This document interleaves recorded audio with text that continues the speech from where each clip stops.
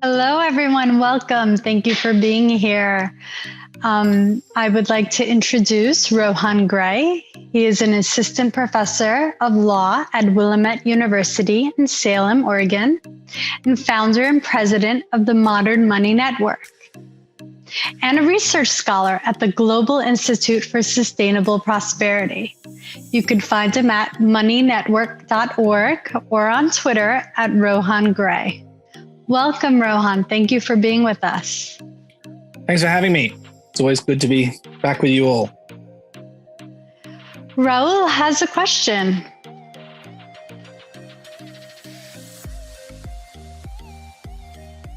Welcome, Raul. Yes. Good evening again, Ramona. And hi, Rohan. Nice to see you for book club number 2. I'm just going to go through a little spiel at the top. At the end of the book, Professor P.Tcherneva draws a parallel between the post-World War II Marshall Plan and a 21st century global Green New Deal anchored by a job guarantee. I put global job guarantee in brackets. My questions are, first, is such a global employment policy possible given the powerful vested interests at play? And my second question is, what will it take to reinstate full employment as a cornerstone of global trade within the WTO? Thank you. Yeah, so to your first question, I mean, I think the answer is only we don't know until we try, and there's nothing else but to try. I mean, there's so many things that we work on that feel like, pushing a boulder up a hill, or, you don't know what the viability is, but there's really not an alternative. I don't know if Bill's watching or not, but I know he likes to cite William of Orange saying you don't need hope in order to persevere. I think one thing that's certainly true is that there have been large scale renegotiations like this in the past. Progressives don't get everything they want. They don't even get half of necessarily what they want. But there have been these big moments where there have been large scale renegotiations of the sort of basic conditions of social governance. And I think we're pretty close to a moment like that now. And one of the questions, we have to ask ourselves is what direction do we want to push that in? We might not get everything we want, but we might get a lot more than if we don't push it all. There was probably a time in history where a lot of people didn't believe that we could educate every child or that we could provide healthcare and things like that. And, we're not there around the world yet, but we're a lot closer than we were in the past. And it's certainly a viable future. I don't think anyone can realistically claim now that that's not viable, whether or not it's going to happen. In terms of the reinstating full employment as a cornerstone within the WTO, I think, I'm not a WTO person. I don't spend my time on international trade per se, but the limited experience I do have there, or just in general with those international kind of organizations, is it's going to depend on what the big players are pushing for. If a number of those big players want that kind of thing, then it might go that direction. Now, given that it only takes, one of the large actors like China or the United States to obstruct sort of genuine progress through them, I wouldn't assume that that would be the first place to start, rather than to start at sort of particular national levels and then build the kind of momentum upwards.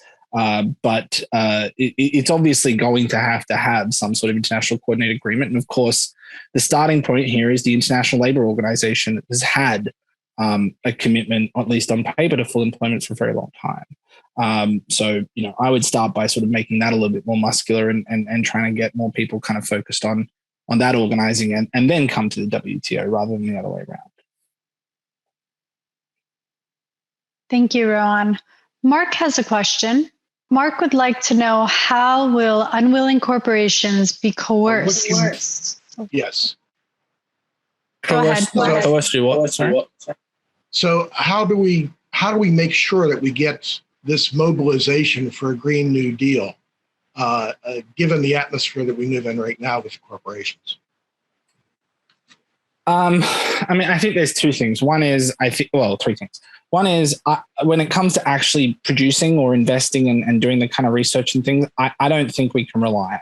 Not that it's not possible to harness private sector energy to some degree, but in my experience, particularly around technological issues, for instance, the more that you try to get them to be in the driver's seat, the more you're perverting the direction of the technology you're trying to go. So just as a really basic example, there's a huge debate right now around a lot of the green technology, similar to the vaccine, about whether it should be available to the rest of the world open source, or whether or not they should have to pay and or be excluded if they can't pay.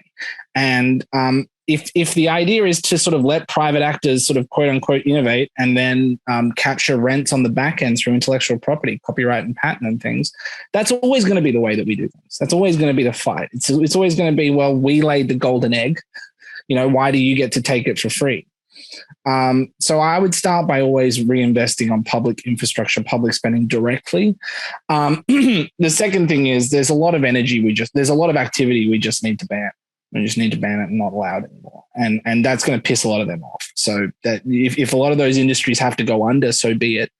We don't sort of have official child labor rings in the United States. I mean, unofficial, but we don't have official ones anymore because we didn't allow that anymore. And we need to sort of have that approach for all of this. And then on the third category, in terms of harnessing it, I think, making things profitable is the easiest way, making it so that this is the inevitability, economies of scale, network effects, those kinds of things make it so that it's unprofitable to be that other thing. We have to be careful because I think what you often see is people trying to leverage that private energy, leverage that private sector activity in ways that ends up having a sort of perverse effect back on the original goal. So it's one thing to say make it profitable. It's another thing to say if we try to make green more profitable, that's the equivalent to having an actual green investment strategy. I don't think those two things are the same. I think we need to make it absolutely unprofitable to do those bad things.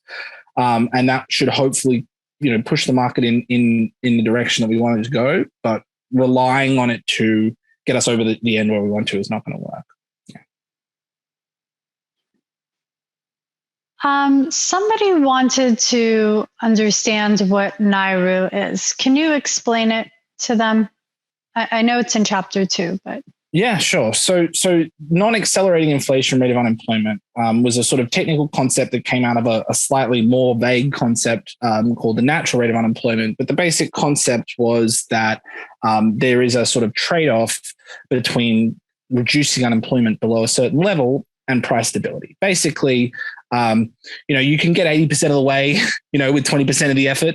But if you try to get that last 20% or the last 5%, it becomes exponentially more difficult. At a certain point, you're not actually reducing the unemployment anymore. You're just causing sort of prices to go up and other forms of inflation.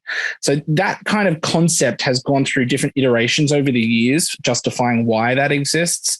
Sometimes it's to do with, direct productivity of the spending. Sometimes it's to do with the workers' bargaining power and other things. But the basic idea is that there is some sort of limit of unemployment where if you try to go beyond that, if you try to push beyond that, you could achieve something beyond that, but that the effect would be to cause inflation not only to go up, but to go up in an accelerating exponential manner.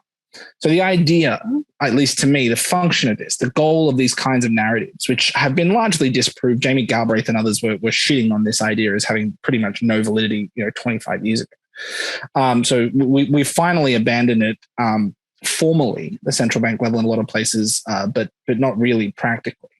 But the idea was that we should give up at a certain point, and not try to get the kind of full employment that Pavlina and other MMTs have been arguing through the concept of a job guarantee.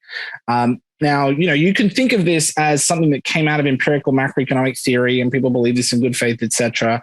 Or you could look at it sort of more like the Michel Koleski kind of idea that the people who want to profit from keeping labor afraid and timid do so in part, this is something that Marx noted 150 years ago, do so in part through a reserve army unemployed, right? If you hate your job, the one thing worse is being unemployed. And that fear of getting the sack, it could always be worse, disciplines your wage demands, disciplines your organizing demands. And so the Nairu to me is an intellectual edifice to justify keeping enough people unemployed that labor is afraid. Robert wanted to know, while listening to Macro and Cheese with Ellis Winningham, he explained that job guarantee was essential to MMT as an integral part of the theory. But I'm not clear how we explain that to people who don't see the connection. I usually start by trying to understand why we use money at all, right? And the reason we use money at all is because we live in a monetary economy. We live in an economy where you need money to survive, not just for food, not even just to pay your taxes, but to avoid all sorts of risks. If I drive a car, even if I think I'm the best driver in the world, there's a non-zero chance I'm going to hit someone. And if I don't have insurance, then I might be sued. If I do have insurance, I have to pay the insurers, right? So there's all these kinds of things. I could live out in the middle of nowhere on a property and someone could come onto my property, hurt themselves, and then sue me for not having the right signage up. Even if I'm a sort of libertarian out in the woods, right, I can still be legally liable to pay money. And in a world where that risk always exists, even if you don't have a tax bill, you have a risk of incurring money. We have to have access to money to survive. If you don't have money, if you can't access it for any other way, right? It's always nice to be born into wealth. It's always nice to have assets that earn that wealth so you don't have to work. But if you don't have anything else, if you're a kind of proletariat in the original sense where you have to sell your labor power to survive, then the relevant question is anyone going to buy it? And if they're not going to buy it, you're unemployed. So unemployment is the act of needing money and in the very last instance, being willing to do something for it, being willing to sell your time to people and nobody wants to buy it. So you can look at that and say, well, that's because you're lazy or you're stupid or because no one wants to work, wants what you have to sell or whatever else. But that assumes that everybody who is on the buying side is the same. And private employers are, they're private actors. Their job is to look after themselves. Their job is to maximize their profits or to at least maintain a cash flow or whatever else. But the public authority is different. It doesn't have the same balance sheet constraints. It doesn't run out of money, right? It can screw up with how it spends money, but it can't run out. And it's not trying to run a profit.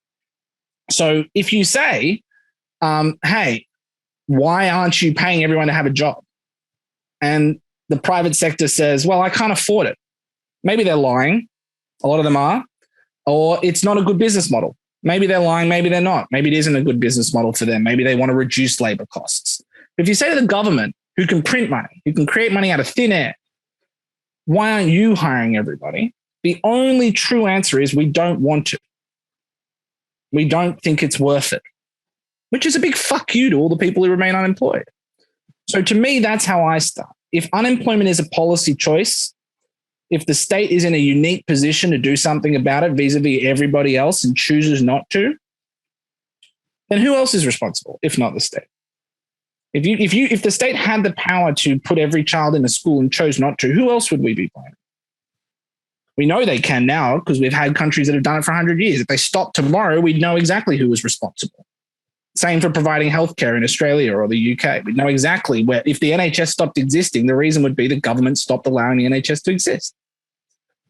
Charles Darwin had a great line. He said, if the misery of man isn't the fault of nature, but of humans, then great is our sin. I'm bastardizing it, but roughly that's what he says. Basically, if things are bad, not because they have to be, but because we've made them that way, then somebody's responsible. And I think when it comes to unemployment, there's a unique answer that puts the responsibility at the foot of the state. It creates the money, it creates the monetary system, it creates the unemployment. A lot of somebodies are responsible. Yes. So somebody wanted to know if you can please explain the levels of employment for the government. 1, job guarantee. 2, a just transition. 3, career level government work. 4, specialty work within the government. 5, contractor and other outsourcing. Not every job we want the government to fund has to be job guarantee minimum. Does this enable Green New Deal to be realized and mobilized? Yeah, so I have a view on this, and I'm not going to sort of ascribe it to other MMTers. So if people don't agree with me, don't blame MMTers for that. This is sort of my position. I've articulated in a short chapter that I wrote recently called Equality, Not Equal Pay, Distributional Justice Beyond Money. And my point there is that I see the job guarantee as having multiple layers. I see it on one hand as being a legal right? The right to have a job. Then I see it as the economy in which that right exists. So a full employment, a job guarantee economy, a job guarantee society. And then there are the particular programs that actually guarantee that at the edges, at the margins. And we can call those job guarantee programs, right? To me, all of those are valid parts of the whole system, of the whole thing. And I think what MMT has showed is that you can design those programs in a way to honor the right and create a full job guarantee society in a way that without those programs around the edges, you're going to leave people behind. Full employment will be near enough is good enough. So those marginal buffer stock, whatever you want to call them, programs are very, very critical. But to me, at least, it's not the end of the job guarantee. And I think it's very important to not indulge in what my friend's colleague Scott Ferguson calls the ghettoization of the job guarantee. Right? You don't want to put a scarlet letter and say, okay, in my office there are 85 real workers and 15 job guarantee workers. I think that the minimum wage and the buffer stock idea there is very important, but as Fardell has already shown, it's actually not contingent on there being a single wage. You can have multiple wages that serve a buffer stock function. And just to give a basic idea, just to use an example here, Fardell talks about 3 layers, right? $15 for unskilled, 18 for semi-skilled, 21 for skilled, right? That is a simple version. But if you look at the federal government, there's all these different pay scales, all these different levels, if you have different levels of experience, et cetera. I'm not saying we should have something that complicated. But there are contexts in which the labor market is not some unitary market where all the inputs move around. There are different industries. So I'm a lawyer. My sister is a doctor. I have a number of family members who are nurses. If you try to give a job guarantee at a minimum wage to nurses, the nursing profession would see that as an attack on their wage system. Right? And if you try to give it to, ironically, lawyers, it might actually be pretty good, because if you try to get a public interest fellowship as a lawyer to do public interest work, you may be actually earning about $35,000, which is about $15 an hour. But that doesn't take into account, for example, the costs of going to law school or keeping a license or whatever else. So at the point at which you actually need a license to do that work, which is true of all of those things I just mentioned and all sorts of other things, it's not simply a matter of the pay scale. You could be paying a person without that license $50 an hour, and they're never going to transition over unless they get that license. And conversely, you could have a bunch of people who have a nursing degree, a nursing license, and they work in the job guarantee, jobs, doing other things, doing non-nursing work. I would call that a system in which nurses are unemployed. They could get a different job. They could go do something else, but we are producing nurses and not employing them all. So when you think about a job guarantee, you could think of not just one labor market where there's a buffer stock at the bottom, but a number of job labor markets where there's a buffer stock at the bottom of each one. And if we want more nurses or more school teachers or whatever it is, we could create a buffer stock within that system. If you get that license, you keep that license active, we will put you to work in that profession, and that will have a premium on top of the base job guarantee wage. And that premium will be a policy decision. We will determine that on the basis of planning, et cetera. And that kind of thing allows for a much more fine-grained industrial policy when it comes to labor markets. It allows you to integrate the upskilling and workforce development concerns. And it allows you to bring back in a much wider range of work into the conversation of the job guarantee. Because often people say, well, we didn't mean job guarantee work is going to be critical, but even a child, even a babysitter, it might want to one day become a child carer, And if you keep a distinction between those two industries, then there's no pathway in. There's no way where you go, okay, I'm earning $15 on the base wage, but if I get these skills, I'll get the $18 and then the $21, etc. That kind of workforce development, right? They don't, have a system where you can sort of easily move over, right? So in my view, part of the idea of the job guarantee is that rather than setting all of the wages, you can set a base wage, right? And then you can let the private market go above if you want, but that base wage at least sets a base. That should be true across the wage scale. That should be true of administrators. That should be true of skilled work, of all kinds of things. And that requires us to connect it directly to the education and the upskilling process and the industrial process. And so when you start from that point of view, at least to me, then you don't run into those questions of kind of where's the boundary for the Green New Deal between these jobs and other jobs, right? There are going to be programs catching those people at the margins. But if we think about schooling, for example, there's all kinds of schools. There's schools that are general purpose public schools. There are specialist schools. There are private schools. There are schools for kids with special needs. There are schools for kids with behavioral problems that would not otherwise be able to be with other students. Without those special schools around the edges, the right to education is meaningless. But that doesn't mean when we close our eyes and we think of a right to education, we're immediately thinking of those marginal cases. We're thinking of the whole thing. We're thinking of the whole ecosystem. So to me, that's how I would start. And those various other options within that, if you're talking about sort of full-time and part-time and things, there can be flexibility baked in depending on the job. Right?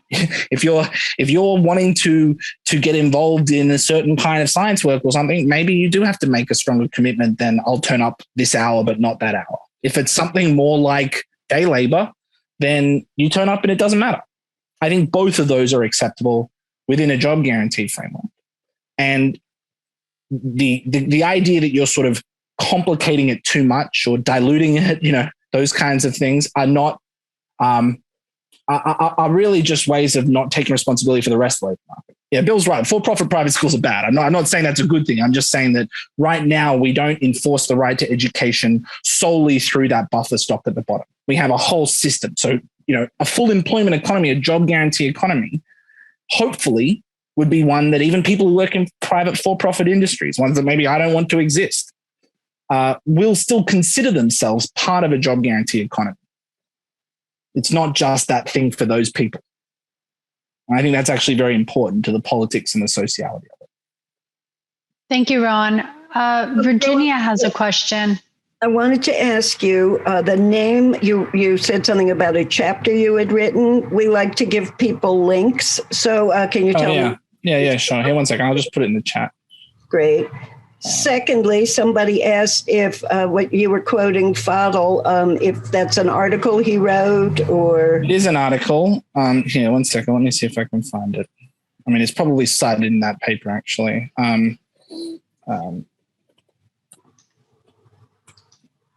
Okay, while you're doing that, I want to tell people that next Wednesday, we have an RP Live event with Scott Ferguson talking about money and the limits of sovereignty. Sovereignty is a big issue lately, and so we want to hear what Scott has to say about it. We can do this later, Rohan. Yeah, sorry. Yeah. Keep going. I'm listening. So what you were saying about nurses, and it made me think of the Thomas Frank editorial, the old op-ed I sent you a few weeks ago that talked about the international deals like NAFTA and how that affected labor, brought down the cost of labor.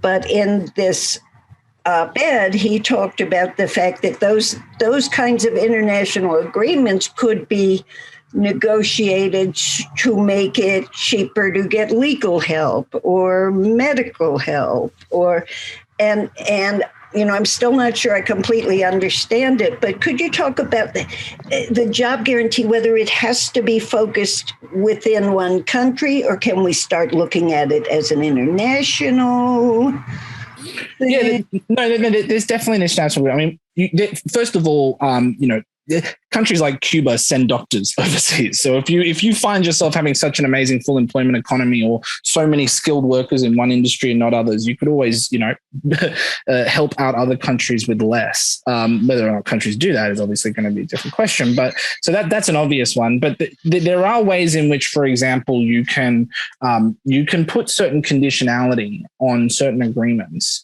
that depend on the other actors also agreeing to minimum standards. So, I'm not talking about sort of necessarily imposing negative economic sanctions on actors, but if it comes to working out what kinds of, reciprocal arrangements of certain kinds of information sharing, or maybe, certain kinds of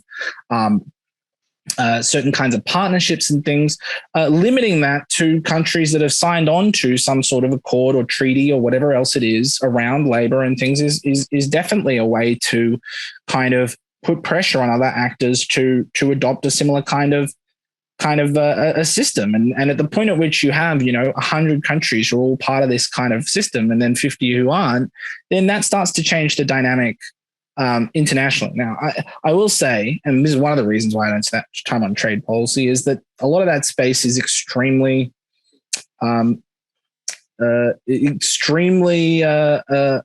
bad. Oh yeah, Bill's saying they're almost always biased against labor. Yeah, the Trans-Pacific Partnership that Obama tried to push through, for example, was pretty much an intellectual property bill masquerading as a trade bill. And the trade people have been so sort of poisoned by the free trade mantra for the last 30 years and stuff that I would go abolish the WTO and start again rather than try to use it as a vehicle for reform. Now, that doesn't mean there can't be ways you can internationally coordinate. But it does mean that I don't have very much hope that that's a particularly useful starting point for any politics for this.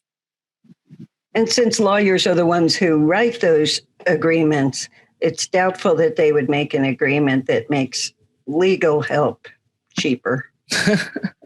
Well, specific kinds of lawyers, but yes. No offense. No, none taken. But yeah, they're not public interest, direct service lawyers earning $40,000 a year working as a public defender or something. Yeah. No, they're not. Michael has a question. Hello. First, I'd like to say thank you to everybody for putting this on. I really appreciate it. And I really enjoy your work, Rohan. Would you please go more in depth on what policy prescriptions would be implemented once the federal job guarantee was in place as an automatic stabilizer, and say when you have higher unemployment in like a state like Ohio, as opposed to a state for California, what kind of responses you'd have? Yeah, and I think Pav's done a really great job of trying to lay out a vision for a sort of decentralized, or to some degree, job guarantee that still has sort of a common standards and things. But I think that there's certain industries and areas that are pretty much exclusively at the state jurisdictional level. And I don't necessarily that's a good thing. I come from a country with a federalist structure that's tried to move away from a lot of that, in part because it's very small and things. But what it means is there's a sort of debate around job guarantee design amongst very good friends of mine who have very good motivations. I have nothing bad to say about the disagreements. They're very good faith. But some of them believe that the only way to design it should be all of the jobs being a federal government job. And I think that's not going to work. It's not going to work because unless you have a constitutional amendment in the meantime, certain jurisdictions, certain whole areas are going to be state level work. And if you don't have job guarantees in those areas, you're sort of perpetuating unemployment within those sectors, like I was just mentioning earlier. And so that's a huge issue. And the second thing is that there's a whole bunch of public services which really probably should be provided by public authorities that are currently provided through nonprofits. There's public-private partnerships with for-profit companies as well. But put aside them for a second. There's this idea that the civil sector, is actually a kind of key provider. So when I was a children's attorney in New York, for example, I worked at a private nonprofit law firm that had a ongoing permanent contract with the state courts to provide services. So their funding was mostly from state courts. They had to do some fundraising, which was its own whole kettle of problems. But the idea was basically that there was an administration for children's services, And then there was this independent law firm providing independent counsel for the kids, recognizing that the kids and the Administration for Children's Services aren't always on the same page, even though they are a lot of the time. To turn that work, and not just the lawyers, but all the people involved in that ecosystem, the social workers and all those things, to turn that into something that we could fund with job guarantee work would require completely upending the entire children's legal system in New York City. And that's just one example of 1,000 of those around the country. So either the job guarantee is only federal government employees, which means those jobs are completely not even included. Good luck. All those great things about having more workers and access to more funding and things. Good luck with all of that if you're in that field. Or we need to think about some sort of revenue sharing, some sort of federated model where the money comes from the federal government, standards are set by the federal government, conditions are put up by the federal government, but the end result is something that's more decentrally administered. And if you had that, then Ohio would have its own engine locally. It would be encouraged. If you can prove you meet these standards, the money flows.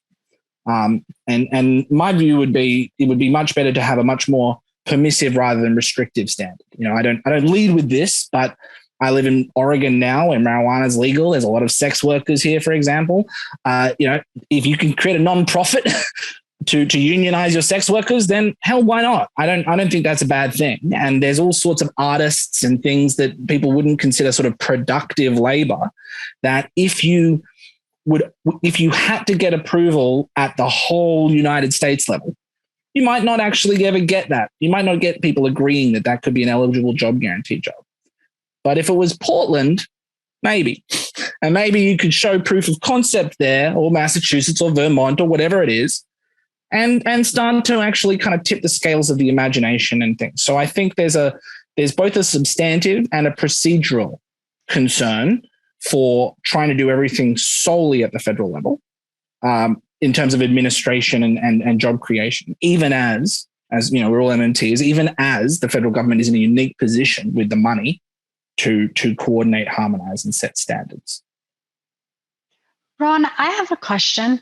So last week we had a colleague of yours on, Ben Wilson, and he was talking about states being able to create their own currency.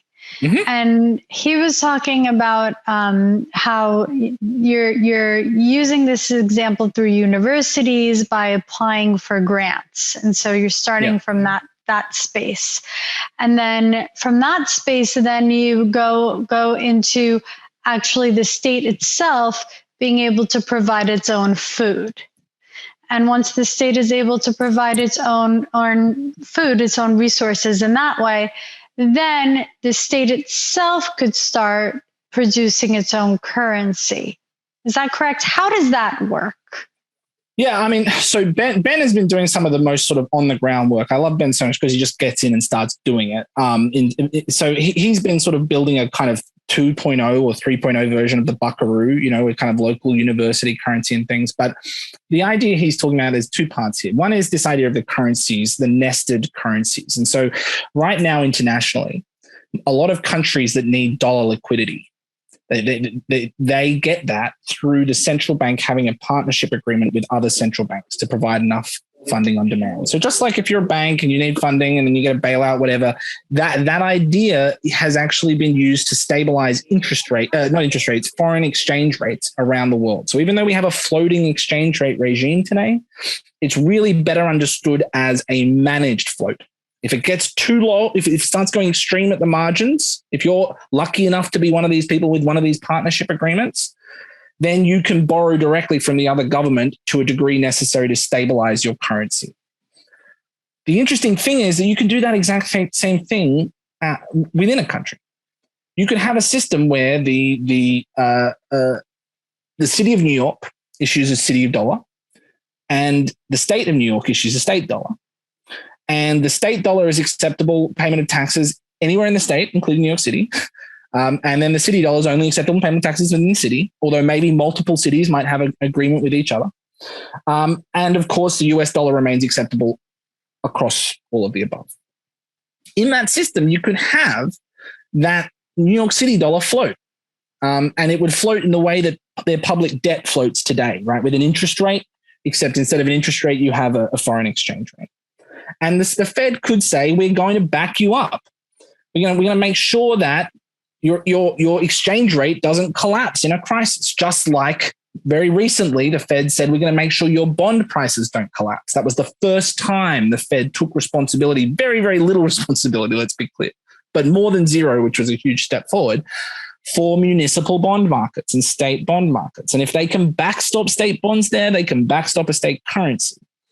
The difference, of course, is the mentality, right? With a currency, the currency is as valuable as everybody who's involved. So if you do have a productive country, your state or locality, whether that's food or whatever else, not every state or locality is going to be able to be food sovereign, a lot more than perhaps exists today. And I will defer to Ben on all of those questions. But basically, you can have a nested system where rather than having one issuer and lots of users, you have multiple layers of users with support between each other and coordination. And you and I might not even really notice the difference. It might be just in our account, and our account says use whichever one's most available because it's automated or most appropriate. And the responsibility for guaranteeing one-to-one or close to one-to-one would be with the public authorities. So that's. So this would only work if the federal government backs that city or state currency? I mean, it could work without it. It'll just be more volatile. So you could you could issue your own currency right now. It would just be more volatile. There are certain constitutional questions, although I think that their case is actually better than a lot of people think because there's so many other things going on. But the really good example of this, right, is tax credits. Everyone MMT knows that money's value is in a tax credit, but we actually do issue tax credits as well. There's a thing called a tax credit. And in a lot of states, that tax credit circulates in markets. If you have an energy tax credit, and you don't need it because you don't produce that much energy, but you got these tax credits, right? You sell it to somebody else and they buy it because then they can use it to pay taxes. And there's a discount rate there. You know, there's a haircut. You don't necessarily get $100 for $100 of the tax credit, but you get pretty close, and you can certainly get closer if those tax credits circulated more easily and more people could access them. So every time we say, oh, states and cities can't print money, sure, but they can print tax credits. The only real question is how usable is your tax credit? If you can use your tax credit to not only pay your state income taxes or property taxes, but also to use on any transportation system in the state, right? To use in any public park or anything else where there's a public fee or fine to be paid, that starts to look a lot like money. So we're not actually that far from this world. It's just a question in part about how explicit we are about it. And Phil has a question. Go ahead, Phil. You're unmuted. Hi there from that small country that Rohan used to come from. Leaving aside the fact that people drawn to conservative politics think differently to the way people are drawn to progressive politics, they have a very good tool in very simple things like the debt clock to, generate their point of view. I've been looking for a similar thing on the MMT side of the house, a dashboard, if you like, of facts and that's easily presented and shows people the deficits that matter, how much headroom there might be in an economy at any particular time for fiscal response from the government. I've kind of got this vision in my head that, you've got this opening dashboard that says, there's, given that the inflation rate is X, there's $17.2 trillion available for spending. And then you click on that link and then it goes down by sector, because obviously sectorial inflation is an issue. You don't want to spend everything on bridges all at once. And it would be an invaluable tool for promoting some of these arguments when people say, how are we going to pay for it? Well, here's the graphic, guys, and it's just as simple as the debt clock. And if that doesn't exist, I really want to get behind a project to make it happen. Yeah, I mean, I welcome you doing that. I think there's a lot of different ways you can do that. I mean, there are certain graphs that have had that kind of impact. The kind of deficits are assets graphs. Where they're kind of inverted mirrors and things have been pretty effective. That classic line of the growth curve, and then it shows the crisis, and then the sort of failure to catch up. That kind of thing. I would certainly love to see a kind of like how many millions of people want a job and don't have one, or how many millions of people could have a job but don't have one, that kind of thing.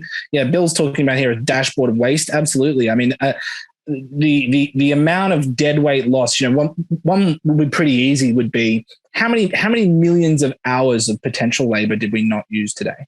How many millions of hours of people who wanted to do something did we just light on fire? That'd be pretty interesting. Today there was 100 million hours of labor wasted.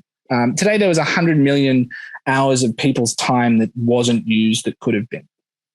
How many children wanted to become, nurses and doctors and scientists and didn't, because we made it limited? That'd be another one, but not too difficult. I mean, so there are some that exist out there, but what you're describing is, how can we sort of boil down everything that's important in MMT to means, which is important, is a really important work, and I think that MMT has done a lot better than a lot of others. But it's there's no cheat code to that. There's only different strategies there. I certainly welcome anyone that wants to try to put together as many of those as they can. But the reality is that the debt clock is simple because lies are often simple, and because it's not trying to answer all of the problems that MMT is trying to answer, not only about the world, but about people's understanding. If you're reinforcing existing mistakes, you don't have to teach anything, right? It's a lot harder to teach new things with memes than it is to reinforce existing wrong beliefs. Thank you, Rohan. Roseanne, welcome. Hello, Rohan. It's Roseanne from Real Progressives. How you doing? There you go. We understand that poverty is a political choice, and it takes political will to force Congress to do anything, something. And how do you feel about people organizing? And a hashtag I use is purge corruption. And the corruption that's been pointed out by Bill Black and the creators of the con, Patrick Lovell and Eric Vaughn, and our new RP production of the new Untouchables. Because it looks to me like through the framework of MMT, we've got tons of solutions. They could be implemented, but they're not, because something's stopping them. And looks to me like that just might be corruption and financial terrorism. What do you think about that? Yeah, I mean, I'm sold. I agree. There's a lot of people that don't want things to change because the current situation works for them. I think that's usually, to me, what I think of when I think of what being a conservative is. I don't agree with Corey Robin on a lot of things, but he has a great line. He said, the felt experience of having power, feeling it threatened, and wanting to make sure it doesn't get lost.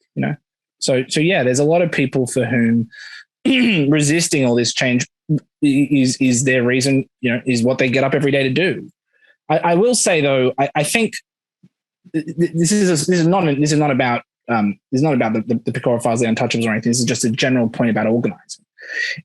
I was really, really struck. It really kind of hit home for me with this story. When I was doing education policy, I got involved with I got interested in what they call kind of radical democratic schooling. Sudbury Valley in Massachusetts is very famous. There's one in the UK called Summerhill, and there's a number of others around the world where there's no set curriculum, but all the children from the age of 4 upwards have a vote in the governance of the school, including hiring and firing, including budget allocations. They have a weekly meeting and all this kind of stuff. They use Robert's Rules of Order. I was very excited about it. I was like, my God, this is actually taking sort of, radical equality of people's lives and experiences equally, and it works. The kids aren't sort of voting it into some sort of crazy sort of, Lord of the Flies or something that people often would think about when they say we couldn't trust children. No, actually, they're quite responsible. There are problems with it. I don't believe in Robert's Rules of Order as necessarily a valid way of doing democracy. This is sort of, parliamentary procedure, voting, seconding, motion carried, etc. But one of the things they talked about was they had a lot of trouble with people who would come to these schools from other schools. If you come there from 4, you get it. You're inculcated into it. You understand how to navigate the system. If you're coming like 15, you're often coming in part because you may be a problem child at other schools or don't fit in, etc. So you might be coming in already with some issues, but also you don't know what the hell's going on here. And so you read this stuff, you hear about it, and they say, oh, this is democracy, right? Everybody gets to participate. They go, wow, okay. And they go to the next meeting and they propose something and it doesn't get passed. And they go, well, shit, this is an insider club. This isn't real democracy. Everybody's got these insider games. Something's going on here. Like, this is biased against people like me. And they tried to work out how to deal with this for a long time. They created the equivalent of like a freedmen's bureau, when they sort of like emancipated slaves and they had to work out how to like integrate them into a society where they'd never actually had any experience having the kinds of rights they're about to have. And that was a sort of abysmal failure, in part because people opposed it, but also because nobody really knows how to teach that in like a year, a 6-month course or something. But eventually one young kid said, look, the problem is that they think that democracy is the same as getting what they want. And they don't understand that it means building alliances, it means educating, it means persuading. And it means that if your strategy isn't working, then you can blame the world or you can change your strategy. And so, I think a lot of these problems, there are all sorts of ideas that I think I have are great. I think the whole world, do you agree with me there? But they only exist in the rest of the world as far as I push them out. And so I commend you guys for making something that's a really accessible product, for keeping it out there. I mean, Bill is one of the most indefatigable people I've ever met in terms of sort of being relentlessly on message with his stuff. And I think that's what you need. I think that's how one person does change the world, or 100 people change the world, is being relentlessly on message, having almost infinite energy and constantly sort of looking at the way that what you're doing is operating and trying to get feedback from it and seeing if you need to adjust your course and things. But at least the only reason I'm saying all this is I think it's tempting, but also ultimately fruitless to get frustrated when those don't catch on the way you think they should, and then blame the system or blame out there. Because of course there's corruption, of course there's opposition, etc. It's just not helpful for you to think that you had the winning strategy, but for the world. If it didn't work, it's not the winning strategy. And so I think that's the big kind of lesson that I kind of try to keep in mind, which is realism means accepting that we don't get to start with how the world should work and what would be fair and what makes sense. We just have to deal with this completely arbitrary, often, corrupt, crappy situation and work out how to make it sing and do the thing that we want it to do. And that means sometimes accepting that what I want or what I think is a smart way is just not working, right? It's just not working. I got to change direction, because whatever I think about changing the world, if I was going to change the world, it would have happened, right? Or maybe it hasn't happened yet. There's those people who toil, in obscurity until they're 45, and then suddenly their idea becomes massive, and then they do change the world. And sometimes you just got to have that faith through those dark periods.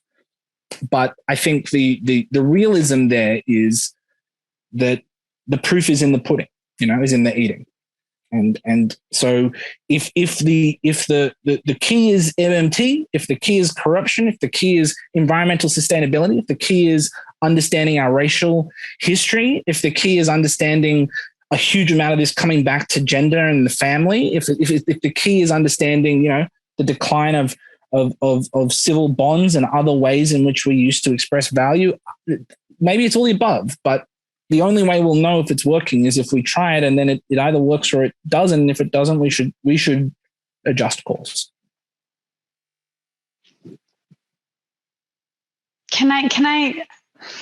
But Rohan, we have so much that is kind of against progress, against moving forward and equality. And so all of these ideas are fantastic, workable ideas, but to get them implemented, they constantly hit a brick wall. And how to get through that brick wall is really what is why we educate, is why we keep teaching and teaching, so that eventually it will. But we're at a limited time here now. We're at a point where either we make it or we don't. And so that need for that message to get out, those ideas to be implemented, where I'm at a place of desperation. Oh yeah, Look, I'm at that desperation as well, and I think the problem is that just because it needs to be true doesn't mean it will be. Sometimes everything just gets fucked up and people die, and that's it. That's the end. It needed to be fixed and it wasn't, and that's it. So I agree with you entirely, but I think it's precisely because it's that important that we have to stay clear-eyed. Bill wanted to talk about this. Yeah, this is a great example. So this is a great example of a strategic thing, right? The Prime Minister in Australia, or the political party, put a royal commission into financial services because there were concerns about corruption. And in those countries, the royal commissions are actually quite powerful. They're quite independent from the government. They can sort of put out quite a lot of damning information with almost no kind of political interference. And they had, this is a small country. The media is pretty small, etc. They had these hearings through the commission, and they brought in all the heads of the banks, and they had these barristers, which in the Australian British legal system are kind of like court performer superstars, right? In America, you will go to court, you will do the transactional stuff, you'll do the client stuff.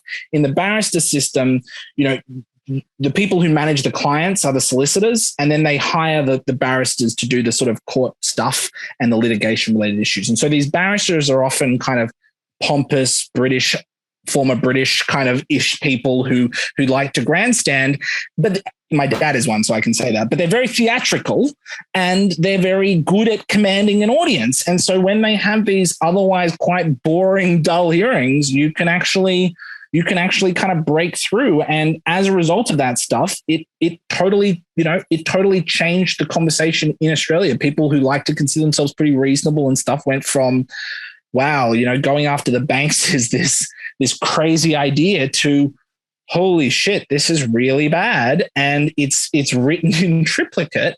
So the Pecora Commission was so effective for the same reason, because that was at a time when the media landscape was a lot more consolidated, and what goes on the radio and things like that can really hit a significant fraction of the country. One of the challenges today is that the media landscape is so fragmented that even at best, you might get 40% of the country to hear a message, even if it's if it's an earthquake or something, right? So how do you navigate a media spectacle or a media ecosystem where spectacle is necessary? How can you do that? And I think that's where, artists and celebrities and even celebrity politicians and things who we might not like as human beings, but when someone like AOC, for example, has 10 million followers and things like that, that is a different kind of power. Doesn't matter how right you are. If you can get 10 million people's attention like that, you have a different set of tools available to you. And I'll just note, just as an example, we're using Zoom right now. I use Zoom at school. And a lot of stuff you guys do is on Facebook, right? And I know that Real Progressives has suffered when Facebook changed its algorithm, right? Screwed a lot of your access. Now, on one hand, Facebook is where you got to be, right? On the other hand, building the ecosystem from around that was always going to have that risk, because they control the media platform, I mean. So when we as progressives think about how we're building a movement, if we're building one where these really key points are actually controlled by somebody else and can be shut down, that's something to think about. Because it's on one hand, it's suddenly our viewership got cut because we got blacklisted. But even more importantly, it's if we really started pissing people off, maybe they just shut this whole thing down. And that starts to become a lot more important if you're in Egypt, right? Or if you're in East Timor or something like that, right? It becomes a lot more important that you think about how to build your infrastructure in ways that aren't basically putting a backdoor directly for the people who don't want you to succeed. Thank you, Rohan. Ganesh has a question. Welcome, Ganesh. Hi, are you able to hear me? Yes. Okay. So my question, Rohan, is how much support do we have from state governments for a federal jobs guarantee? If it's passed, it's the state and local governments who will get the dollars to pay for all the work they want done, putting local resources to work. It could be a big win for the states. Do they understand it? Are we mobilizing states behind the FJG? Yeah, it's a great point, and it's certainly something that we can and we should be doing a lot more of. But yeah, I think some of them do understand it. I work often with state and local legislators where they say, what can we do with MMT? And I say, well, the first thing you can do is start blaming the federal government and putting pressure on them, right? First thing you can do is every time one of these problems comes up with funding and stuff, don't turn down to your local population and try and blame them. Point upwards and say, you guys you've been holding out on us of unemployment and of money, of employment and money, right? So that's the first thing. And that should be a relatively cost-free request, right? It's really easy to blame someone else for your problems. In this case, it's actually true, but it's always good politically to not take responsibility for that, especially, So yeah, I would say we should be looking at campaigns at the National Governors Association level or the Mayors Association level, those kinds of things, and keep the demands pretty mild to start with, right? We recognize that federal government is the only actor that can do X and Y. I have worked on that actually. In March of last year, I worked with a number of Chicago city aldermen for a letter that's on the internet. You can look it up, localbailoutforthemany.org. And that was about providing emergency cash relief to cities and state governments, and municipal lending facility support, and complementary currencies was in there as well. And we got, I think, 120 state and local elected officials to sign on board in this around the country through various progressive state and local elected networks. And that started with, federal government's the only actor that can create money, blah, blah, blah, blah, blah. And that, that was a pretty good educational tool for that many. Now we probably need to do that at a factor of 10, right? So those kinds of things are very, very important. And yeah, it's an obvious win. But I would say we need to be careful not to be unrealistic about the prospects in the short term for that, because look at what happened with the municipal lending facility. It was free, as close as you're going to get for state and local governments to free money. And it was as weak as the resistance has been in a generation. And it still barely got off the ground. There wasn't that pressure. National governors dealing with budget cuts all over the place couldn't even put pressure on the Fed enough to do that, or the federal government. So there's a lot of potential there, but we're not right around the corner from a massive local grassroots elected led kind of federal pressure. Hopefully we will be. Jimmy has a question. Yes, I would like to know if you think the jobs guarantee would work in the Eurozone, because my understanding is that the euro is not a sovereign currency. Yeah, things change, Sorry, my camera's gone. Things change, right? The euro is not where it was 10 years ago. It's still a reactionary, terribly anti-democratic union. Don't get me wrong. I mean, so is the United States for most of its existence, but it still is. But in terms of lacking that centralized fiscal authority, I have always thought, I've been pretty Eurosceptical the whole time. I'm not a huge fan of the Eurozone. I know all the reasons why it's bad. But there have been certain people in the MMT community that have taken that criticism and turned it into a statement of empirical fact about the viability of different strategies. And to me, at least, I don't have a crystal ball about the future. And it's, to me, at least initially, just as unlikely that the Eurozone is going to break up into a bunch of individual nations as it is that it's going to reform and have a fiscal union. So both of those are, to me, MMT consistent strategies, and reasonable minds can differ about which one of those is the right way to go with things. There are a lot of people with very strong opinions about that. But if you look at what happened with the pandemic, they've started to issue euro-wide bonds. The pandemic was the crisis that they used to justify that thing that they a lot of them knew they needed to do, but none of them felt like they had the political capacity to. Some of them didn't want to, some of them still don't want to. But the ones that did want to, Macron, to an extent Merkel, I think use this moment, and now there's a crack. There's a crack in that armor, and there's going to be a hell of a lot of messy politics, because once you start having a fiscal union, there needs to be some sort of representation for that at the federal level. And so, this idea, you vote for local people and then they send people to European Parliament and stuff. There's going to be a change in how people understand that identity, I think, increasingly. But yeah, I think the idea that Europe is incapable of investing at the federal level is just not true anymore. Whether that's the right way to go or not is a different question. But I think if there's already funding for certain kinds of pilot job programs for youth around Europe right now. And there's already general investment support through a common euro bond. So if you have those things, I don't see it being impossible to get further. Now, the politics of Europe are, I think, actually in that front probably behind the politics of the United States. I don't think a job guarantee is coming anytime soon. Biden has no interest in one.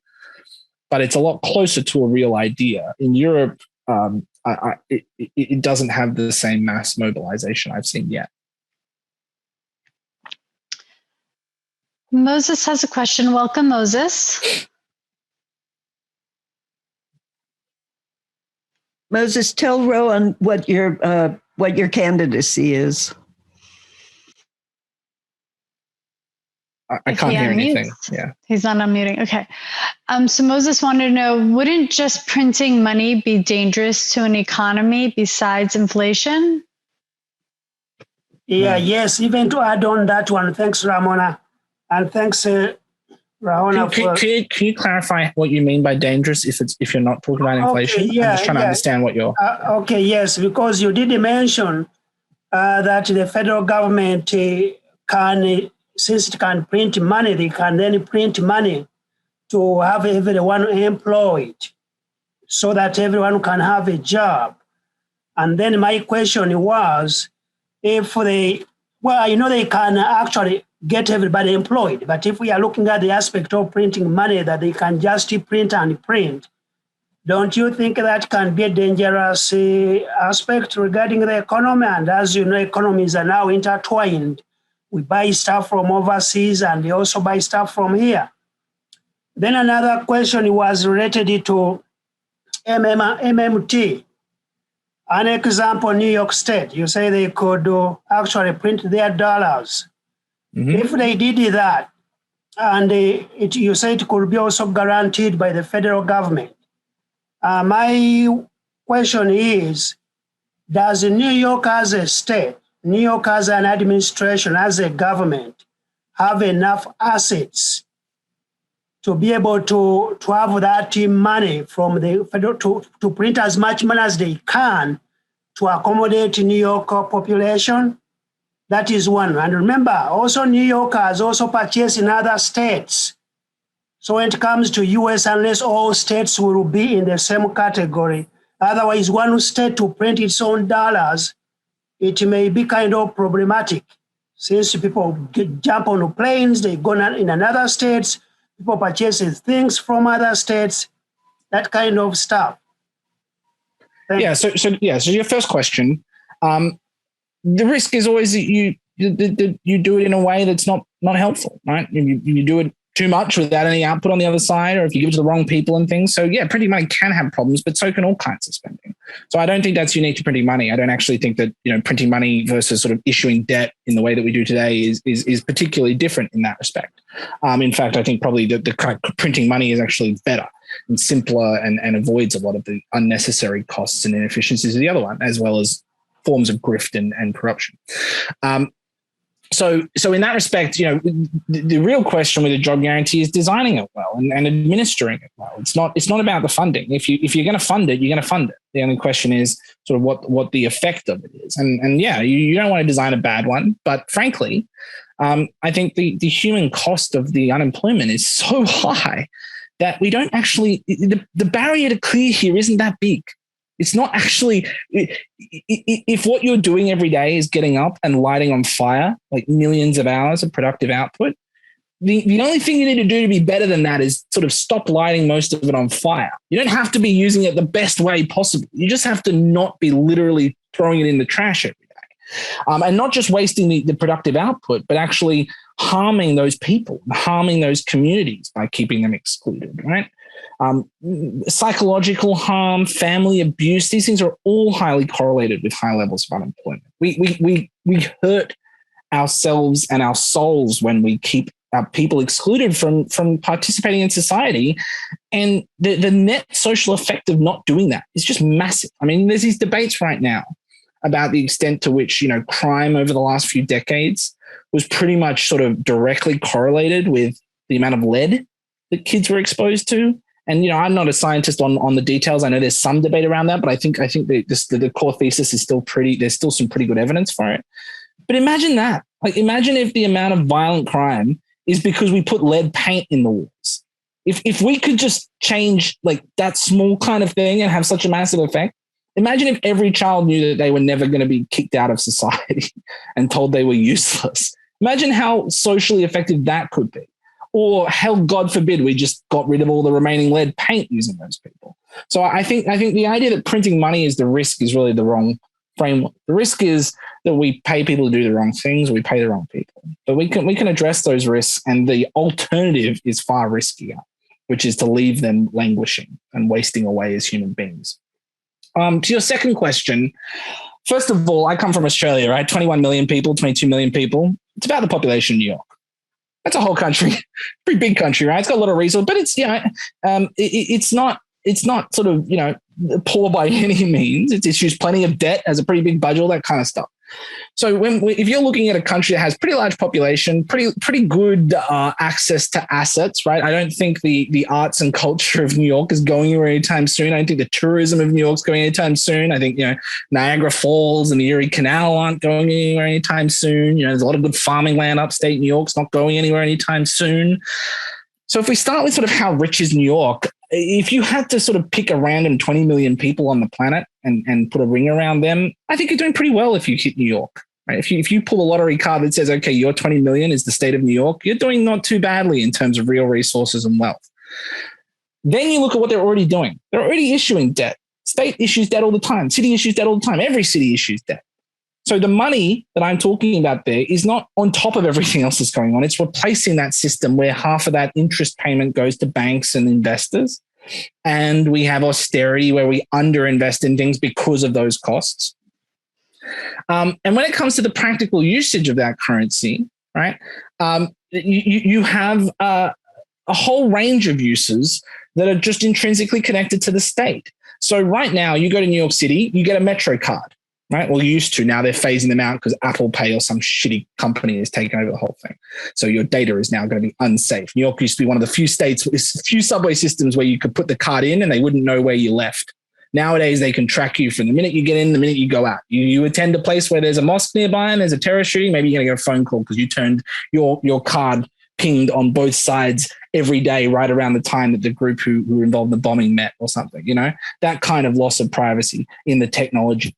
But that kind of Metro card or all sorts of payments across New York State that could be used by this thing could be integrated into a digital currency card very, very easily.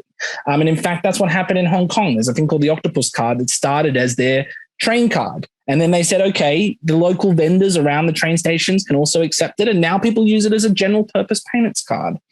There was actually a debate about that in New York City in the 70s when they got rid of the old physical coin looking tokens. It's much easier to say New York City could print money when they used to literally have little coins they would issue, right? So they got rid of those and they were talking about creating this magnetic card. And they said,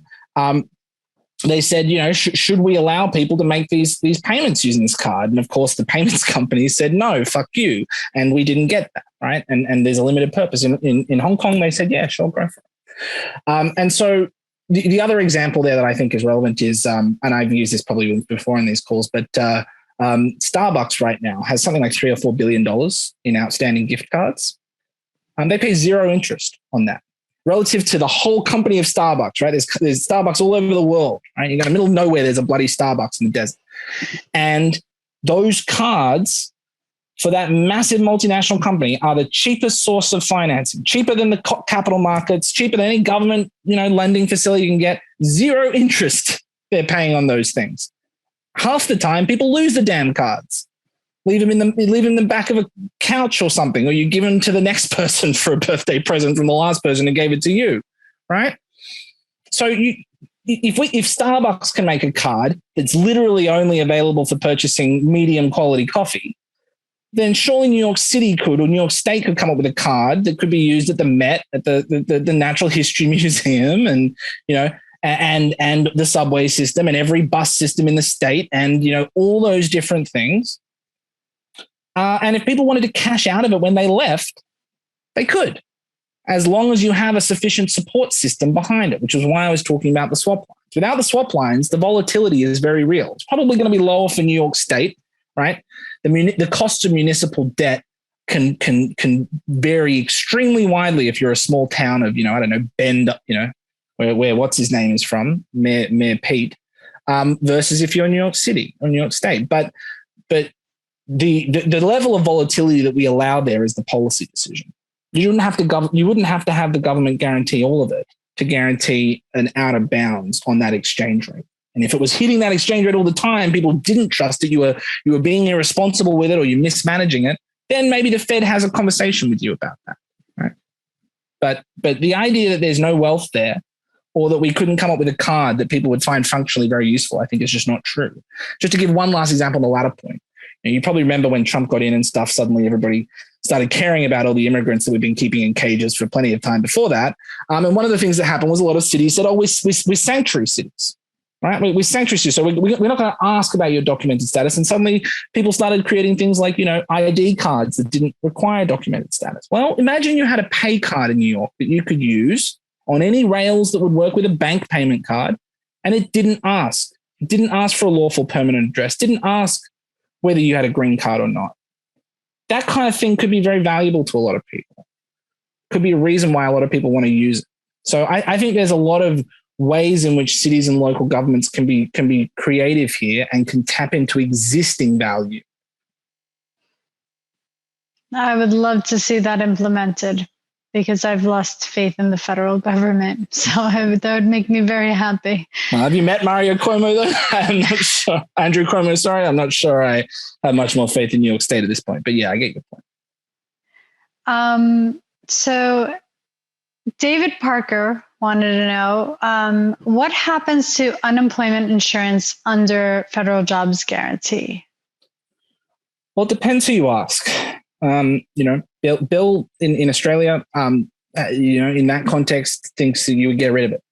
Most American MMTers I know would keep it, and would say that, if you don't want to accept a job guarantee job, that shouldn't be considered proof that you're ineligible for unemployment insurance. So the point of unemployment insurance is you got to prove you're actively looking for work. You can't find any work. The whole, it's supposed to be quite punitive. If it turns out you did have access and you didn't use it, you might have your unemployment insurance suffered, etc.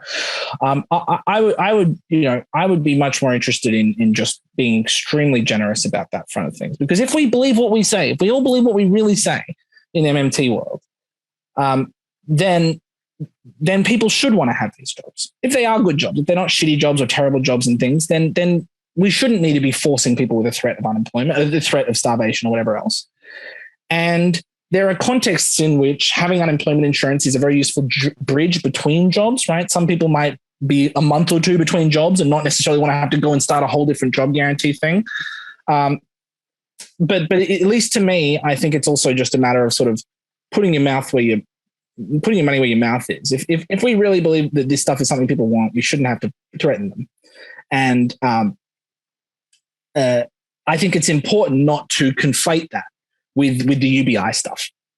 Right? It's not giving everyone consumption and saying stay out of things. It's saying there's different ways to integrate into the workforce, and that one way is to go into job guarantee work, but there are other kinds of work for which having a little bit of flexibility between jobs might actually give you more space. And I think those two are entirely complementary. There's no reason why we should be creating unnecessary tensions between those things. Also, paid vacation might help as well. If people get, whatever, they get 3 weeks, let's say, or a month or whatever it is, a year of paid vacation that they can break up in any way that they want. And so if they want to transition from one job to another, they can take that time in between, if they plan it correctly, to take that paid vacation and then start the new job. Yeah, and I don't want to force people to have to sort of not use that personal time because they're worried that they'll need it when they switch jobs. So I think it's still important to have a different thing that's dedicated so that you can actually enjoy that as itself. But yeah, personal time is a great example. When we often talk about sort of saying, look, on one hand, we want to expand access to work, right? And on the other hand, we don't want to. On the other hand, we want to move certain kinds of work, working conditions to be better and reduce the overall amount of hours and all those kinds of things. And so, if you're in a situation where there's potentially price pressure, right, and you don't want to raise wages in a way that you're worried might cause a wage price spiral, doesn't always, but could. Another way you could give a benefit to workers is through more days off, lower working week, more PTO. In Australia, there was a period in the 80s, just like in the UK in the 70s, where there was a nominally left-wing government in power. There was a strong labour movement at the time, and they were dealing with what we would sort of call stagflation today, sort of unemployment and high inflation. And in the UK context and both contexts, they tried to do what they call, incomes policies, where in exchange for restraining wage demands, you get other benefits, better healthcare, better benefit, whatever. And it didn't really work in the UK. And then sort of Labor ended up kind of driving off a cliff and Thatcher coming in. And in Australia, it kind of worked, but only at the expense of a sort of slow neoliberalization and decline in Labor militancy that had other negative effects. But you could imagine a situation where if everybody did have a guaranteed good quality job, that one way in which you could take the productivity returns that we're getting every year, and recycle that back into better living conditions is not just a better wage, but less working hours and more time off. Somebody would like to get a timeline on how we got to such a vast global neo-lib campaign. I mean, where did things start going wrong? What was the real turning point? When was it ever right? I mean, we had slavery until like a hot second ago. Women didn't have the vote. Australia called Indigenous people part of the flora and fauna of the country until like last week. I mean, I'm not one of these people that thinks the historical trajectory of the world is way better. I mean, 1946, don't be a black person in the South in 1946. I don't know who it was necessarily better for them. Don't be a gay person anywhere in 1946, let alone a trans person. So, I don't know, there's sort of some mythical time when everything was great and everything got worse. Certainly some things have gotten worse in some ways. Other things have gotten better in other ways. There's no sort of, positive arrow going upwards towards enlightenment throughout history. But I don't, I'd be careful not to romanticize those kinds of earlier eras, because usually the reason that they're romanticized is because the more messy shit that we're dealing with today was just cut out of the equation. Indeed. Also, 1946, we're about to get into the Korea War, worried about, nuclear weapons hitting the whole world. There's the Cold War is starting right now. The national security state is really coming into emergence. It's not, I'd be very careful about romanticizing any of those periods. We certainly, I think, have lost a really, really important set of understandings about, economic policy, organized labor and things. The right-wing turn in the 70s and 80s was real and really dangerous. But it was the other thing was also pretty bad, I think people think about the globalization and the financialization of the economy as a turning point. I think there's something, it's not so much romanticizing, but it is sort of understanding capitalism. You understand the guy with the top hat and the monocle and the factory with the workers, and somehow the financialization and globalization feels more abstract or out of control or something. Your answer is absolutely correct, but I think that this is how a lot of people see it. Yeah, I think certain things have gotten bigger. Certain scale. I mean, look, hell, once upon a time, right, Ben-Hur nothing was bigger than Ben-Hur, right? Now we've got Marvel, Now it's not even one movie. Now it's not even 9 Lord of the Rings movies with special effects and, extra scenes that are going to take you 2 days to watch. Now you could start watching Marvel today and you wouldn't be done by December. It never ends. The scale of things has gotten much, much bigger.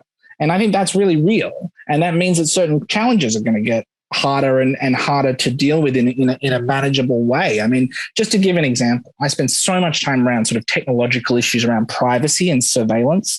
And the most common response is just despair. You say to people, you're giving, every time you use Gmail, every time you use Facebook, whatever, you're telling the secret police, everybody you know, where they are, where you are all the time. People used to get tortured for that information. They wouldn't give it up. And we give it up because it's convenient, because it's pretty and fun. Me too. I'm not trying to sort of, moralize to other people. And you say all that, and then you say, wait, maybe we should do something about that. And people are like, And then they go back to scrolling their phone. It's not that I don't think they don't like, they don't care about the prospect of, genocidal annihilation. It's increasingly, we got Bolsonaro and we got Duterte and we got all these sort of strongmen around the world. It's increasingly, a viable prospect that these systems could be used to wipe out an entire group of people absolutely forever, no more. But, it's like Boots Riley said, and sorry to bother you, if it feels so big that there's no way to even start hacking away at the problem, then the only rational response of a lizard brain is to just not think about it, because the alternative is to go insane. So I think that is a real challenge. So how do we make this stuff accessible so that we feel like we can actually start, putting a chink in the armor and actually getting some sort of yardage on the board? I don't have some magical answer to that for every problem. I try to focus on the ones I care about. But, you'll notice in my oeuvre, I don't spend that much time on foreign policy because partially that's my despair moment, but also because I just don't know how I could come up with a good sort of theory of what to do in that space without the level of information that you would need on the inside of that stuff. So there are people who think about that. I'm not saying it's a despair space. I'm just saying I also stick my head in the sand occasionally because I just can't deal with it all at the same time. And I think, when everything is everything, when we are as connected to people around the world, when we hear the news of the floods in other continents as well as our own, all that kind of stuff, it's just very overwhelming to start. That doesn't mean it was necessarily better beforehand. It just means we're more aware of it all now. Right. Ron, we have... there's more information. Yeah, we have 3 more questions. It's harder to ignore. Yeah, we have 3 more questions. Are you willing to stay a little longer? Yep. And also, is it okay if we bring Bill Black on stage? Yeah, of course. He's usually got better things to say than I do anyway. Bill, would you like to join us? We will unmute you. Oh, is he here? There he is. Yes, he is. Welcome, Bill. How are you? So Raul has a question. Go ahead, Raul. Hi, guys. I think I was number 1 tonight, but I just want to, since I've got the floor, Paul Krugman wrote a really weird article about the federal job guarantee in the New York Times. Now, I think it's kind of a good thing in a way because it's the first time I've seen it in the New York Times. My suggestion in the chat would be to have Pavlina maybe write an op-ed. And I think it'd have a similar effect to what Stephanie Kelton's op-ed a couple of years ago kind of got the whole ball rolling on MMT. So I'll just throw that out there for people. Thanks. Yeah, just to let you know, there's been a number of New York Times articles. Sandy Darity have written a number and things. I mean, obviously, it'd be great if Pavlina got more. But yeah, I'm not sure. Here, Pavlina's already written it. Here's the debate in New York Times and Pavlina and Sandy and others. Yeah, I mean, the New York Times commentary app is useful to a limit. Sorry, Bill, you come on. You got thoughts? We try repeatedly, and nobody who isn't super famous succeeds most of the time, or even half the time, with the New York Times. So, yes, we will keep pitching. Yeah. Harder to get through the camel through the eye of a needle than it is to get a good op-ed into the New York Times just because it's good. Yeah. Suzanne has a question. Are you here, Suzanne? Welcome. Okay. Hi there. Can you hear me? Yep. Yes. Yep. Okay. I'm glad you're here. Thank you for doing this for all of us. For example, besides paying for university, I'm just using Germany as an example. Germany pays a relatively small stipend, so their students have money to live on while earning their degree. How would this fit into the federal job guarantee, if at all? And if not into the federal job guarantee, how else could this be addressed so that students, are my goal, I'm assuming everybody else's goal here, is to have university paid for. But at the same time, what does that mean? Does that include living expenses, or if not, how would that be addressed? Bill, I'm happy to take it. But. Okay, so Germany's very different. You would be tracked into either the gymnasium, which is the elect, and you would go to a fine university, or you would be put into a skilled trades track. Roughly 20 years ago, Germany reached this consensus to make Germany a relatively low wage place, to really suppress wages as a very deliberate policy and have an export heavy strategy with a relatively shrinking number of champion industries in which Germany believed that it had a strategic advantage in high tech. And that has produced relatively higher employment in Germany. Now, that's compared to lots of dismal performers throughout Europe. And so in a sense, a weird sense, they had a quasi-job guarantee program, right? But at lower wages. In general, and with less worker power. Yeah. Right. And so while Germany famously has the twin boards, you don't romanticize that. The board component that the employees have the input in is vastly weaker than the board that is much more similar to U.S. boards that you would be familiar with. So, as I say, in some sense, they have bought into the idea we must keep unemployment very low, as Europeans think of unemployment. When I say this, you have to remember, you're talking about France, Spain, a whole host of countries that had roughly 20% youth unemployment before the Great Financial Crisis. And during the Great Financial Crisis, had 45 to 55% in the case of Italy and Greece, youth unemployment. You have to remember, about a third of the European nations, when you get your free college degree, the first thing you do is emigrate, right? So the rights champions, countries like Estonia and such, that's what you do. You get your degree and then you emigrate. And then if you make it big, maybe you come back to Estonia when you're 55 as a captain of industry. Are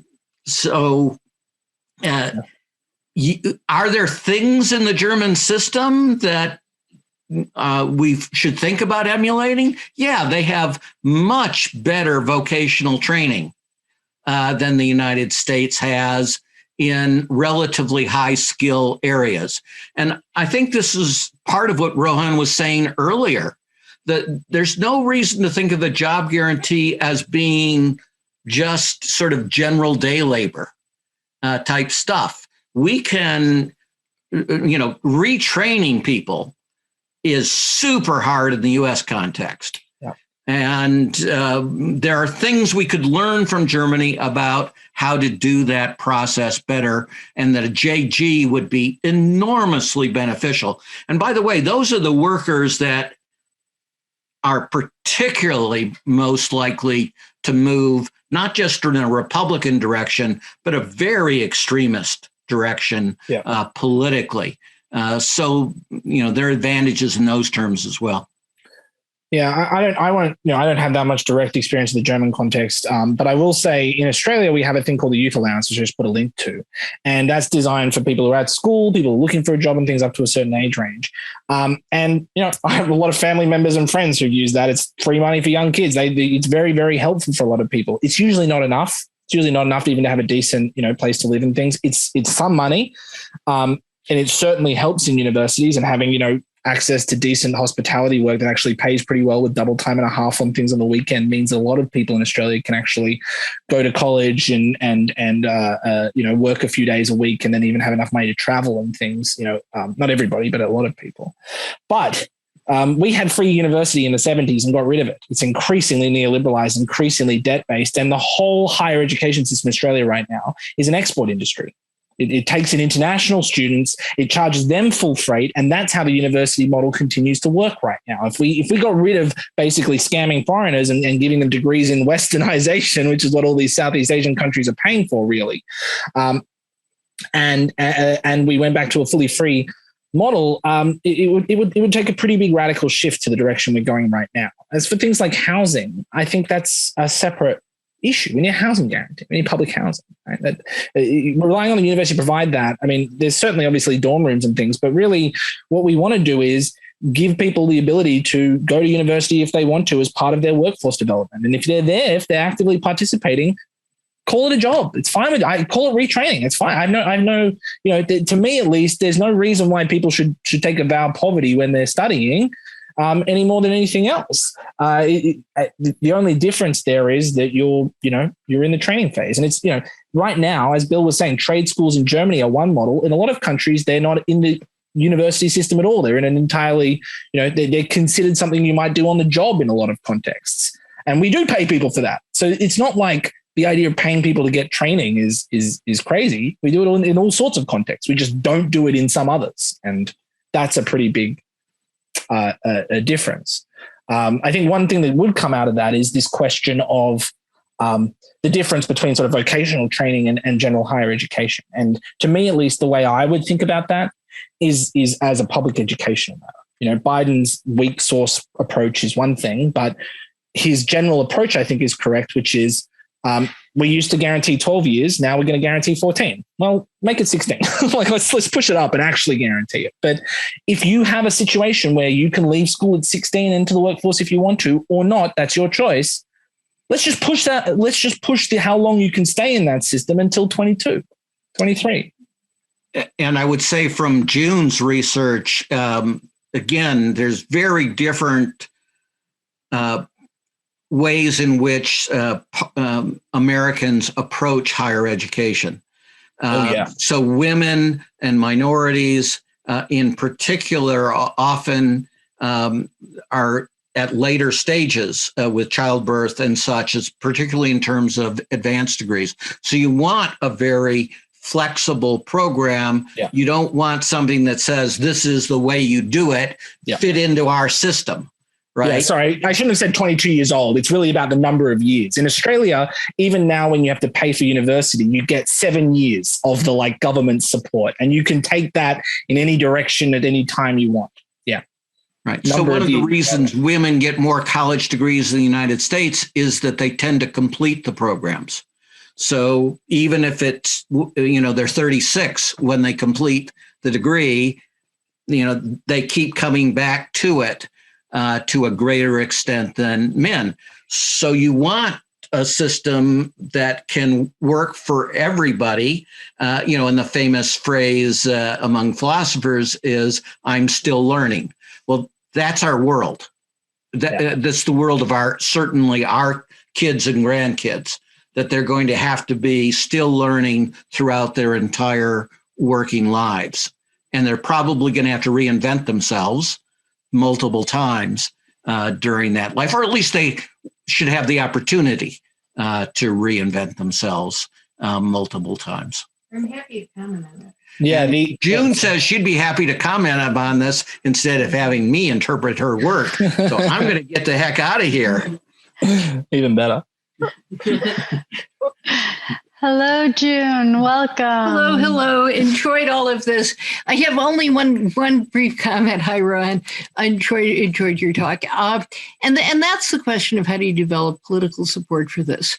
And, I have many colleagues who basically say I'm not allowed to talk about the 50s, the period of my youth. And I think it's very important not to romanticize mid-century America. But I do think it is very important to ask the question. That period after World War II is an extraordinary period of a coming together in both Europe and the US with a shared set of ideas. And why did that happen? And right now it's currently also popular to pile on Piketty, but into reading 450 of his 500 plus pages. The most striking thing to me was the comment that it took 2 world wars and a Great Depression to eliminate a large part of the accumulated wealth of the world. And that the striking thing about the post-war era is an era of relative equality in which institutions mattered more than individuals. And I think what we have recreated is the robber baron era, where the individual is bigger than the institution, where power is individualized, and the ability to violate the rules and get away with it is huge. And the source of status and prestige and power is how much money you have in a bank account in the Cayman Islands, not the health of the company that produced it. So if you ask the question, I think, Rohan, that you were addressing, how do we get there? That I think we need to think of inequality, not simply in terms of a negative thing, but as a power system in which the right wins by having government not work. And the more miserable people are, the more they vote for fascists. And that if you think about that, then that question of how do we recreate a stake in institutions seems to me the critical part. And what I love about the job guarantee is, if you take seriously this idea that we're creating a world that automates everything, and in which there aren't enough jobs to go around, but some people can get very, very rich making this happen, then the response has to be, how do you recreate the center? How do you recreate a center? And job guarantee does that. How do you reset labor markets, raise the floor, create a stake in the systems that produce that? But if you get there, everybody benefits. This is win-win, not, don't see it as negative sum or zero sum, which is how both the left and right present a lot of this, is zero sum. Somebody has to lose for us to win. But the truth is, capitalists require demand, increases in productivity and growth, and they have a system designed to defeat all of those kinds of things.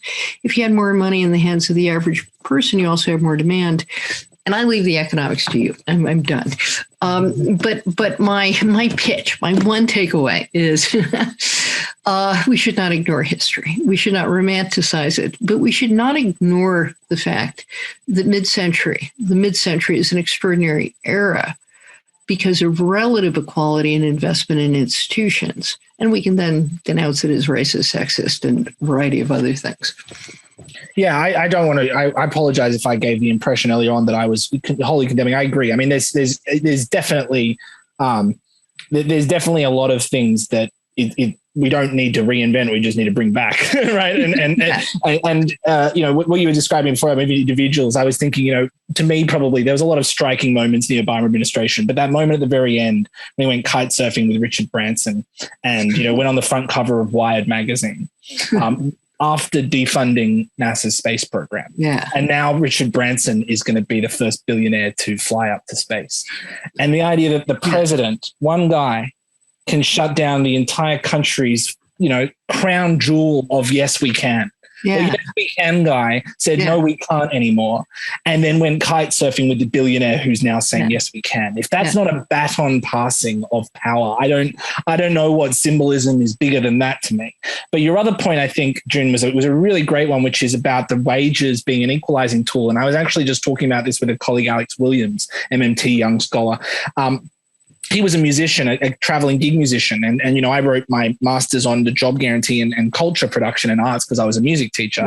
And he was a gig musician. He said, you know, there's a lot of these UBI folk in the gig musician world, and they always talk about, you know, we just give people money, but there's a whole infrastructure of cultural production there. And nowadays there's this thing you hear in economics called Baumol's cost disease. And it says, how come certain industries, the wages go up, even though the productivity doesn't go up? You know, in the factories it's going up and elsewhere, but teachers and other jobs, you know, classical musicians, the wage is going up. How is this the case? There's no more productive than 300 years ago. And his answer was, you know, people value these things, and so they value the people that produces them at a relative level. But what we were talking about was, imagine a world in the future where, a lot of the heavy industry is automated, right? A few hundred years ago, 85% of people were farming. Now it's like 10%, right? Manufacturing dropping as well as a fraction of the total population. In a world in which the output is not unproductive, but it's not productive in like a heavy industry sense, right? If I pay someone to make music, it's productive because I like it, right? That's why it's productive. It's not productive because it's necessarily, you know, making electricity or anything. In a world in which more and more work is that stuff, it's stuff we do for each other. It's stuff that we value just intrinsically because it's cultural or social. That can become a leveling tool for the existing capital, because every new generation is giving it to workers as workers, not people who happen to be near factories or who run whatever. So, we could have a world where, you know, the assumption is most of the new money that's being injected, most of the wealth that's being recycled is through labor, and not valorizing the worker versus the non-worker, but saying valorizing labor versus, you know, dead capital that only kind of builds on itself. So, I completely agree. But and if you say, what do we want? I mean, it used to be what I wanted was unlimited long distance phone calls. I mean, you know, and now I have that. But Skype still doesn't work. But But you know, if you look out there and you say, where's their demand? I mean, look at the AAUP. What are the industries of the future? Healthcare, education, and the arts could be there. These are all these are personal services type activities where there's a lot of demand. And the question is people having the money to be able to afford to purchase what they would ideally like. And the job guarantee addresses some of that mismatch. I mean, you get more purchasing of these kinds of goods if you simply have a way of matching increased purchasing power for those goods with the supply, which you could do through a job guarantee in a variety of ways. But even if you simply were raising the floor, so you reset labor markets, the average person has more money, what would they spend it on?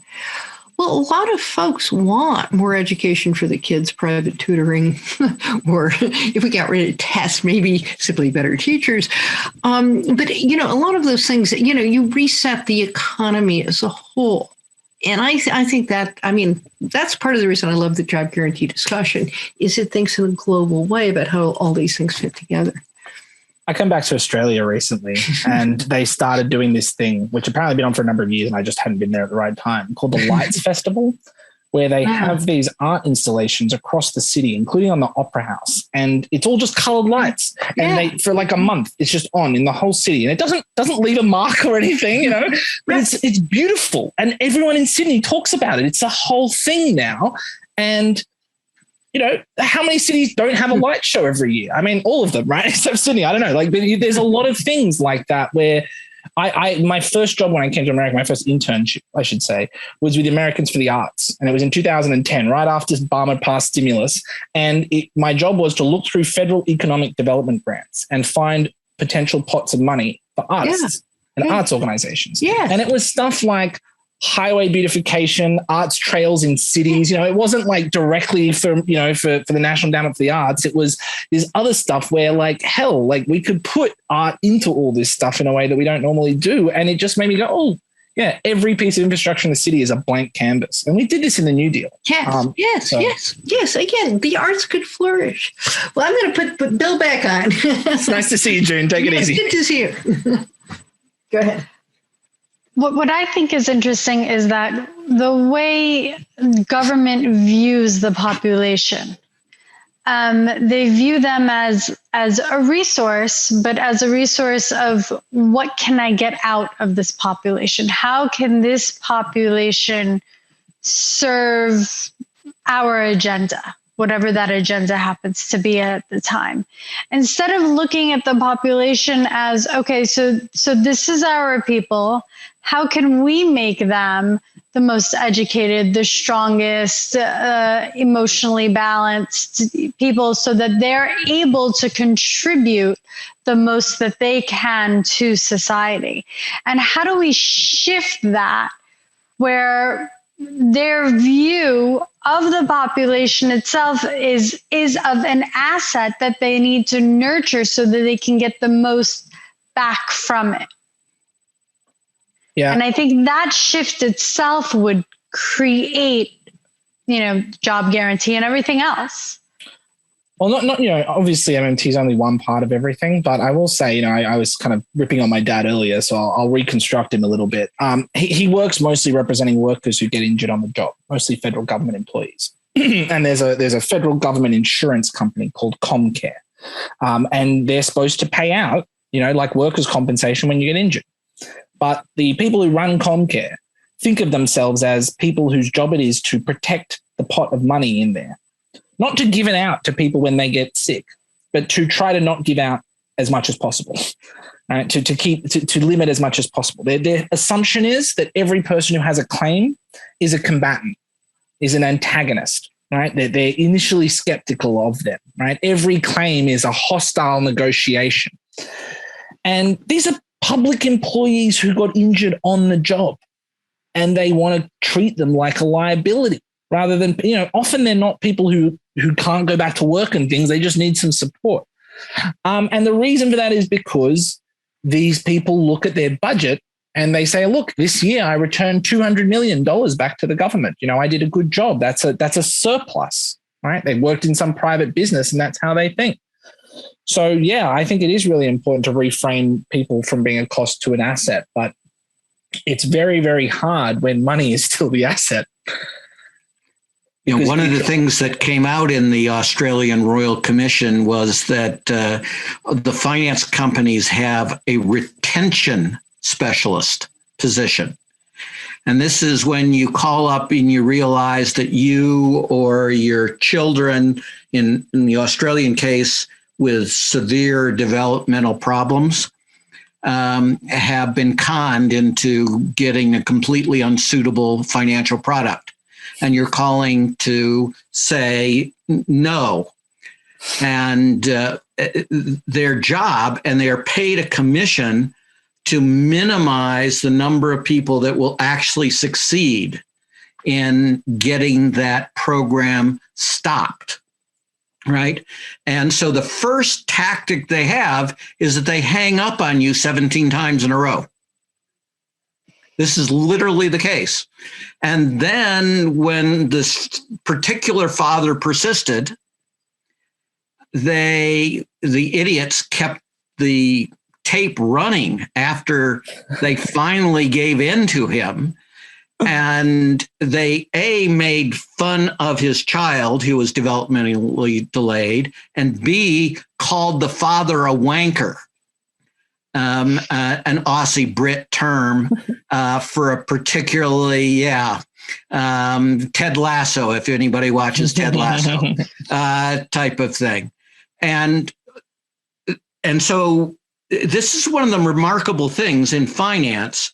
People know that work at these companies that 100% of their messages are being recorded, right? Their IMs and their phone messages when they're on a trading desk and in a number of other settings. And they still say these things. Now, you can imagine when that tape was played on Australian national television for 3 weeks in a row. There was no one in Australia not desirous of getting their hands around the throat of those people. And you get this, again, you create the political space where at least potentially you can get a really significant change. That's why they can't afford to have a Pecora Commission. That's why that scares them to death. That's why the job guarantee scares them to death. That if we get it in any country and it's a spectacular success, it will be unkillable. And it will blow apart their myths about the lazy workers and shirkers and all those types of things, right? So they have to win all the time, right? That's one of the reasons we keep pushing. And in multiple places, the MMT rightly, I think, is criticized, many of us, for overemphasizing the United States in general, and certainly developed countries, U.S. in particular, and developed countries more generally. But this is one, the job guarantee is not simply for rich places, right? Rich nations. Yeah. And so we have a lot of potential places where we could succeed. Now, you can discredit really great programs with immense corruption. And so you do need an element of that, but you can't let the fear of corruption paralyze you from taking bold initiatives. It's just, you have to be honest when you take them, Don't roll it all out with one size fits all. Experiment, try different things, have more flexibility, and yes, have a crew of folks who try to root out the most egregious corruption and take serious action. Don't play like the, not to pick on a particular religious thing, but the Roman Catholic Church with the cover-ups, right, of the priest molestation. Then you will devastate and eventually bankrupt a whole church system nationwide. That would also take a government that's inquisitive, curious, and has care. Well, the government is us if we make it us. Yeah. Yeah. Things change real quick. Macron didn't exist 20 minutes before he did. These systems change faster than we give them credit for. We just have to keep waiting till the right spark and the right wind comes along. Keep pushing for it, I should say, not waiting. Somebody had a question. What would a reformed MIF look like? IMF, you mean? IMF. Yeah, I think it's IMF. It would be a form of international aid. It would be a form of redistribution and support. It's not, again, one of those ones I'd probably get rid of before I try and reform. But yeah. Bill, you probably got. Yeah, you have to get rid of the existing people because it's really precisely like Rohan was talking about where his dad works. The entire mindset and incentive structure is not just ineffective, it's the problem. It makes the problem worse every time. The IMF does things, and even the World Bank at times, like create, I'm trying to remember the exact phrase. It's economic freedom, right?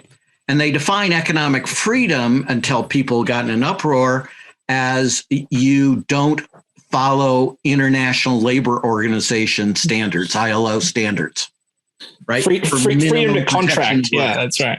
Right. At will employment. Yeah. Yeah. So you cannot start with the IMF, and there's nothing that you lose by blowing it up. So I think most of us would blow it up and start, but Rohan is absolutely right. It would be two things. It would be money. They would infuse liquidity, but then you would have actual experts at helping. Yeah. economies recover, which is the IMF is a group that, is that famous cartoon that says the daily floggings will continue until morale improves. Yeah, that is the IMF. Technology transfer, strategic planning, best practices from around the world, experts who can come in and help you set up your institutions, train your people, right? When the West wants to turn every country into a capitalist country, they do this with the courts and with the governments. They just send in a different kind of person. They know what it looks like to nation build, to state build. They just do it the other way. They do it for that other thing, Well, I think that is the end of our questions. Thank you so much. Ramona, I want to make a few announcements. Okay, please do. Okay, so on Saturday morning, we have the next episode of Macro and Cheese, and the guest this week is Randy Ray, one of the OG MMTers. On Sunday evening, we have the new Untouchables, which our friend Bill Black has been very involved in. And that's also that's both video and a podcast. And then on Wednesday evening, we have Scott Ferguson talking about money and the limits of sovereignty. And the other thing I wanted to say is we have our videos of the book club Q&A. The first week is already available on our website, realprogressives.org, and the other weeks will be coming shortly. So if anybody missed any session, or if you know people who couldn't make it, please be sure to send them. We have free books for people, so don't forget to fill out the form that requests them. And if you already have the book, we'd be happy to send it to your congressperson or your cousin or whoever. So just put that in the form. And I think, is that everything, John?